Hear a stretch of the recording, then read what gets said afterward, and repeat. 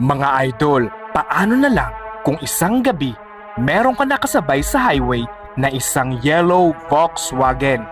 Sabi-sabi po nila na wag daw po kayo mag-o-overtake sa sasakyang ito dahil pwede nyo daw po ito ikapahamak. Nakakatakot naman yan, Kuya Jibe. Tara po, alamin po natin. Babalala mga idol. Kung kayo po ay likas na matatakutin at kung ayaw nyo po nakakarinig ng ganitong klaseng kwento, skip nyo lang po ang videong ito. Okay? Merong isang nakakapanindig balahibong kwento na nagmula sa bansang Malaysia.